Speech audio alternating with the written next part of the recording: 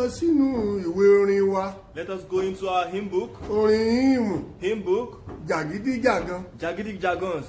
Ẹ gbé láti ẹsẹ̀ kẹtàdínlọ́gbọ̀n. Let us take it from 53. Ẹ kà á dé orí 16 million. Let us read it to all 16 million. Èyí tó kà báyìí pé. It goes thus.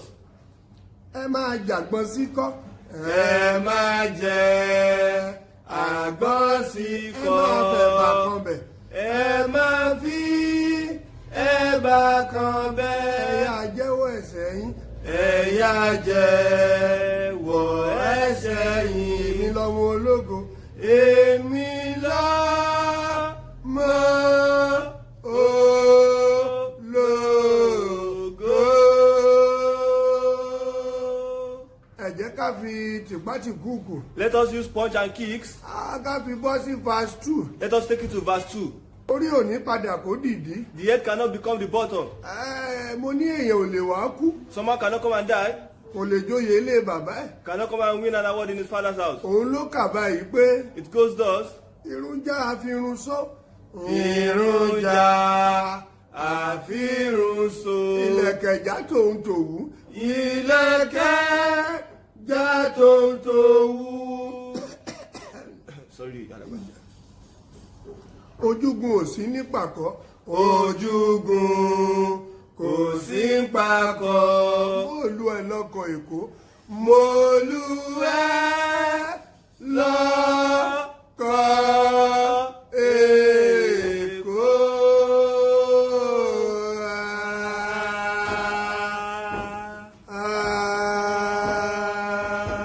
Ṣé kò sí? Ó sí. Ojú ẹ ṣe wá rúpọ̀ bí ká sọ báyìí. Ó ti há mi lọ́fun.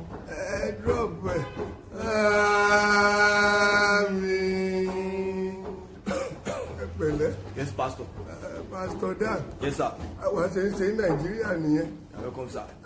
Mo kí ẹ̀yin ènìyàn wa. We greet you, our people. Mo kí yín dáadáa. We greet you very well. Báwo lọlọ́run ṣe darí mi lénìí? How did God lead him today? Ọlọ́run kọ sí mi náà ni. God spoke to him. Iṣẹ́ tọ́lọ́run rán mi ni mò ń jẹ́. That's the message God sent him. Gbogbo ẹ̀yin tẹ́ ń gbọ́ mi lókè òkun. Everyone listening to him abroad. Ọ̀rọ̀ yín ó bá yín wí gan ni o. This message is across to you. Gbogbo ẹ̀yin tẹ́ ń gbọ́ mi nílùú Nàìjíríà. Everyone listening from Nigeria. Gbogbo ẹ̀yin olólùfẹ́ mi lórí Facebook. Every fan from Facebook. Gbogbo ẹ̀yin tẹ́ wà lórí Instagram. All of you at Instagram. Ẹ̀yin tẹ́ ń tweet mi. All of you that are tweeting. Gbogbo yín pátá ni mò ń bá sọ̀rọ̀. He is speaking to every one of you. Gbogbo ẹ̀yin follower mi lórí YouTube. All the followers on YouTube. Ọlọ́run ò ní fa ìsàn ṣe yín. God is not going to make you sick. Ohun tẹ́ ẹ̀ mọ̀ dí kò ní ṣẹlẹ̀ sí yín. Something that you not know shall not happen Ẹ to ò you. ní kúkú oníkú. You shall not die the death of Oṣù another November la person. wà yìí o. We are in the month of November. A máa jọ sọdún yìí kárí ni. We shall use this year to Ẹ do ò ní gbọ́mọ yín sí. You shall not bury your Ẹ children. ò ní gbáya yín You sí. shall not bury your wife. Iṣẹ́ ò ní bọ́ lọ́wọ́ yín. Your work shall not be out of your hand. Ṣé ti COVID-19 Is yẹn it about COVID-19? kò ní kan yín rárá It shall rárá. not come closer to you. Ẹ̀yin olólùfẹ́ mi ẹ ti safe. All the fans of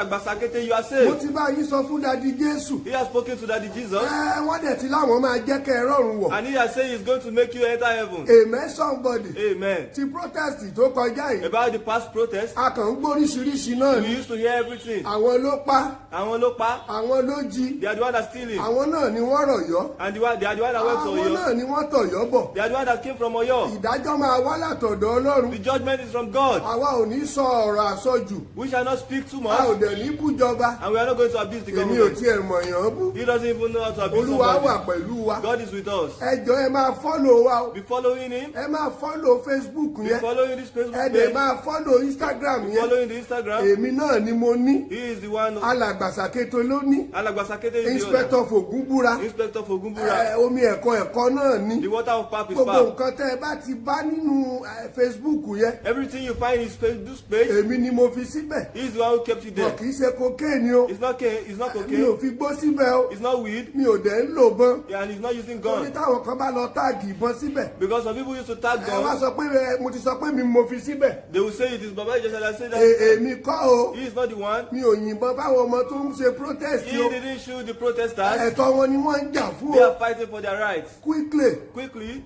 ẹ jẹ́ ń bọ́ọ̀sì brain yín. let us bust your brain. Gbogbo ẹ̀yin táìsàn ń ṣe lọ́wọ́lọ́wọ́ báyìí. All of you who are sick at the moment, Orúkọ Jésù yóò wò yín sàn. the name of Jesus shall heal you. Ọlọ́run yóò wò yín sàn. God is going to heal Gbogbo you. ibi tẹ́ tí wọ́n sọ di báǹkì tí wọ́n ń gbowó lọ́wọ́ yín yẹn Everything that they turn to back that they are using to collect money Ọlọ́run yóò dàbàrú ẹ̀. God is going to scatter Ara it. yín yóò yá. You shall be healed. Gbogbo ẹ̀yin tẹ́ ń wojú Ọlọ́run. All of you that is looking up to Ọlẹ̀ God, ayọ̀ yóò sọ nínú yín. you will get pregnated. Ṣé ẹ rí ìtọ́lọ́run tó fi hàn mí mọ́jú lẹ́ni? What God showed him overnight, Ọmọbìnrin kan ló wá bá mi. there is a woman who came to him. Ó wá sọ́dọ̀ mi.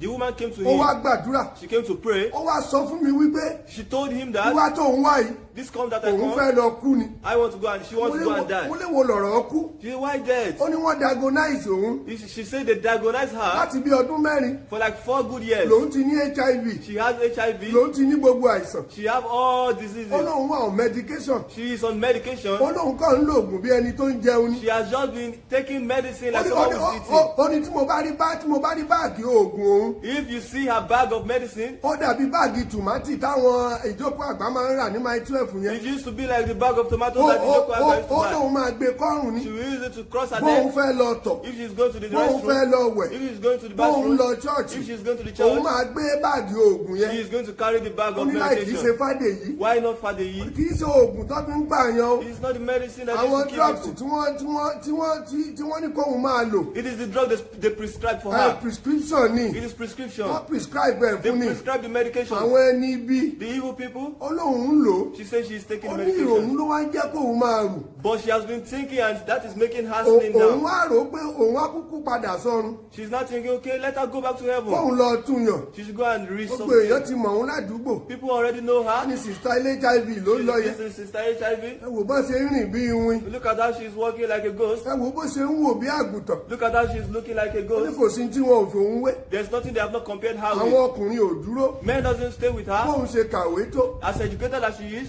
Olúwa Ọlọ́run ìyanu. God of wonders, Ọba tó pọ̀ nípa àti agbára. God of miracle and Ìgbìnìkì wonders, àgbàlagbà bàbá ẹ̀rù. He is hailing God. Mo gbé yín ga bàbá. He is hailing God. Gbogbo ẹni tó wà nínú medication irọ́. All of you that you are in false medication, Gbogbo àwọn tí àwọn èèyàn tí wọ́n fi ìyà jẹ láì nídìí. all of you that you are suffering on medication, Orúkọ Jésù bá mi wò wọ́n sàn. God is going to heal you. Àṣé bẹ́ẹ̀ kàn mú amọ̀ ńlẹ̀ lásán ni. Didn't you just take up clay? Ẹ kàn mú amọ̀. You take up clay Ẹ dẹ̀ tutọ́ sí. and you pour your spit. Èmi ò mọ̀ bóyá ẹ pọ̀fọ̀ sí o. He doesn't know if you do Wọ́n lè kàn sọ incantation. kinní kan wúyẹ́wúyẹ́. He said, the Bible says you used to just say something wuya wuya. lọ́bẹ̀rẹ̀ orí lọ́bẹ̀rẹ̀ ògì lọ́bẹ̀rẹ̀ òbẹ́pẹ́